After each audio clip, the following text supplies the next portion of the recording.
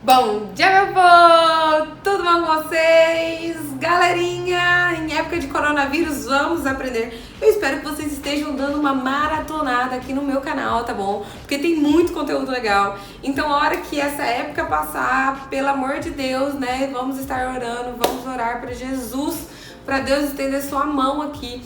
E nesse tempo vamos aprendendo, mas quando essa pandemia passar, né, esse vírus que tá tomando conta de todo mundo passar, porque vai passar pela glória do Senhor Jesus, vai passar.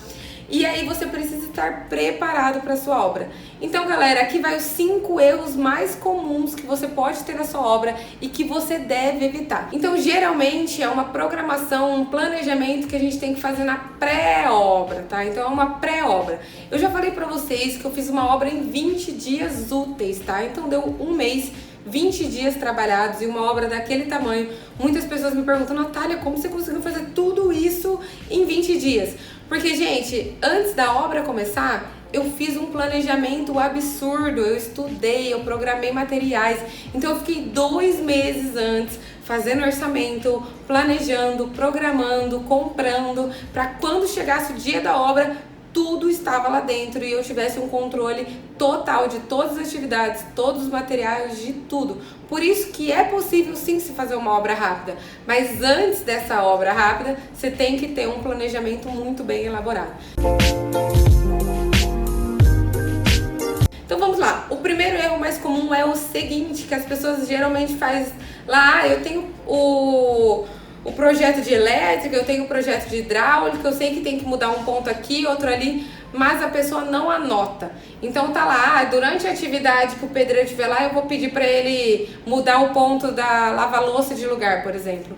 E acaba que você não anota essas coisinhas pequenas, você não analisa o projeto de elétrica, e aí chega lá na hora da pintura, a hora que já tá quase tudo pronto, prestes a entrar a marcenaria, você lembra que você esqueceu aquela tomada especial que seu cliente pediu, ou que era para você ter mudado o ponto da lava-louça. Gente, isso acontece muito, tá? Geralmente a gente muda, o arquiteto muda o layout da cozinha. Então já existe uma cozinha, vai lá e muda. Aí coloca a lava-louça em outro lugar, a lavandeirinha em outro lugar, e você tem que pegar toda aquela tubulação, correr com ela para outro lugar. Então isso acontece muito, tá? Então pega o seu cronograma, o seu planejamento das atividades, pega os dois e anota etapa por etapa. Gente, pegou o projeto de elétrica, olhou lá o que tem que ser feito, anota do lado. Por mais que esteja ali, óbvio na sua cara, anota do lado. Isso vale muito para você não esquecer e não ter retrabalho lá na frente, porque retrabalho é perda de tempo, perda de material e atraso de obra, tá bom? Então é cliente insatisfeito e você mais insatisfeito ainda. Você tá trabalhando e não tá valendo a pena. O segundo é sem planejamento de materiais. Isso é mega importante, tá? Ai, eu vou abrir aqui, eu tô com calor. Pronto. O segundo, então, é o planejamento de materiais. Por que isso é importante, que não dá pra você comprar na hora? Igual eu falei pra vocês, eu fiz uma obra rápida, mas pra eu fazer uma obra rápida, eu tive que planejar esses materiais. Então eu sabia quando que o meu pedreiro ia entrar, eu sabia quando o eletricista ia entrar, o encanador ia entrar, o azulejista ia entrar. Então todos os materiais já estavam na obra, já estavam comprados, tá? Então eu adiantei tudo. Por quê? Acontece que o seu pedreiro entra, aí não tem argamassa, não tem como ele assentar o revestimento, ele vai embora, atrasa a obra, aí atrasa outra equipe. Então, assim, planejamento de materiais é essencial para uma obra correr certo, no tempo certo, do jeito certo, gente. O terceiro, e eu considero isso muito importante, na verdade todos aqui são muito importantes, mas o controle financeiro. Gente, eu vou dar um exemplo. Se você faz uma obra, você ganha uma porcentagem em cima dessa obra. E aí, chega no dia lá que você vai apresentar o seu orçamento final para o cliente, vai falar: olha, fulano, você gastou 70 mil. E ele vai olhar para você e falar assim: 70 mil? Não, eu gastei 95 mil. Aí você fala assim: não, você gastou 70 mil. E ele: não, gastei 95.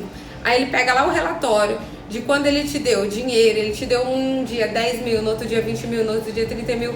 E quando você vai ver, realmente, ele te deu 95 mil e você não sabe aonde foi parar esses 25 mil que tá no orçamento dele e não tá no seu. que você vai passar pro cliente? Você não sabe planejar, você não sabe coordenar uma obra. Então ele vai achar ou que você roubou, porque isso pode acontecer, fala, putz, ela não sabe onde ela colocou, ela roubou. Ou ela é muito incompetente, nossa, ela é muito incompetente. Eu dei 25 mil pra ela e ela não sabe onde ela gastou. Cadê a nota fiscal disso? Imagina o tanto que eu não gastei a mais. Ele vai falar isso. E aí quando ele for te indicar pra outra pessoa, na verdade ele não vai te indicar. Ele vai falar, putz, ó, aquela engenheira lá, aquela arquiteta não soube nem fazer o orçamento da minha obra. E aí, o pior ainda, né, como se isso já não bastasse, ele vai te pagar uma porcentagem em cima do que gastou. Você acha que ele vai pagar uma porcentagem em cima de 95 mil? Ou você acha que ele vai pagar uma porcentagem em cima de 70 mil? Isso se ele pagar essa porcentagem completa, né? Então, assim, você vai perder dinheiro, você vai perder credibilidade. E, gente, não tem coisa pior do que você tirar dinheiro do seu cliente, não souber dizer pra ele o que gastou, quais os imprevistos, tá? E ficar nessa. Não tem coisa pior. Você precisa controlar tudo que entra, tudo que você paga, tudo que você gasta. Você precisa ter uma pastinha na sua obra para controle, que às vezes você não tá lá. Então eu aconselho que você deixe uma caixinha lá. Gente, chegou o material, pega a nota e já guarda nessa caixinha, tá? Isso é uma dica de ouro que eu tô dando aqui pra vocês, tá bom? O quarto erro mais comum é a pessoa fazer um projeto e falar assim, vamos executar. Não precisa de orçamento não, eu vou pagando aqui, não tem problema nenhum. Tem cliente que tem muito dinheiro, né? E ele fala assim, olha, não tem problema fazer o orçamento, a gente vai pagando. Só que qual que é o problema disso? Mesmo que o cliente seja muito, muito rico, assim, você vai começar a gastar. Olha, fulano, eu preciso de tanto agora, eu preciso de tanto depois, eu preciso de tanto isso. Vai chegar uma hora que ele vai falar assim, mas puta, não posso falar palavrão, mas pelo amor de Deus, onde você tá gastando tanto dinheiro? Eu achei que essa reforma ia dar 20 mil, eu já te paguei 50 e você vai falar assim pra ele, não, de onde você tirou 20 mil? Isso aqui é uma reforma de 60 mil. Aí fala, puta que pariu, gente, essas coisas acontecem. Falei outro palavrão aqui de novo, né? Pelo amor de Deus.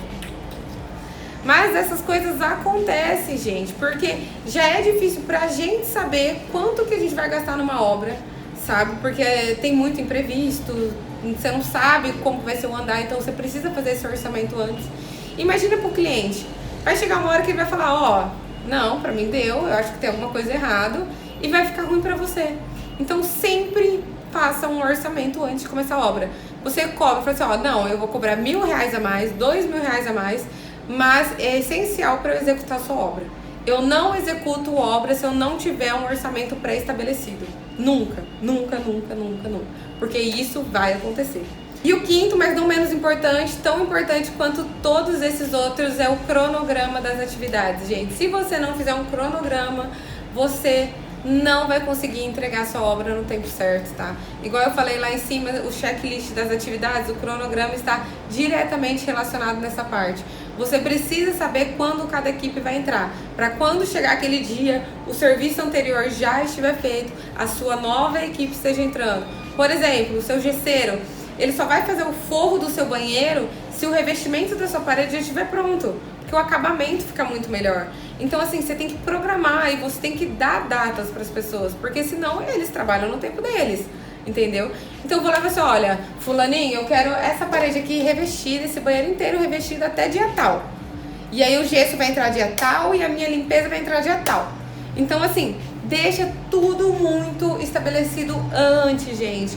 Então, o pré-obra, eu considero que ele é mais importante do que a obra em si.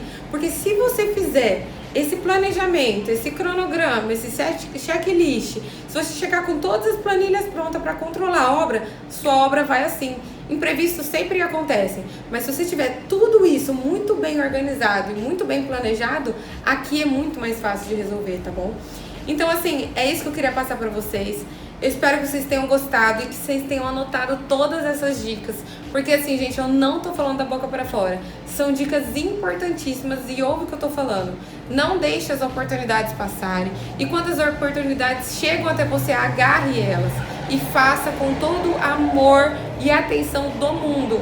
Obra é uma coisa séria. Você mexe diretamente com o dinheiro das pessoas, com tudo que elas estão colocando ali. É uma coisa que a pessoa não muda sempre, sabe? Uma reforma, ela dura ali 2, 3, 4, 5, 10 anos. Então, espero que vocês tenham gostado. Tô morrendo de calor aqui, tá muito quente hoje. E aí, dá um like aqui no meu canal, se inscreve no meu canal e me segue lá no Instagram. E um beijo e até depois.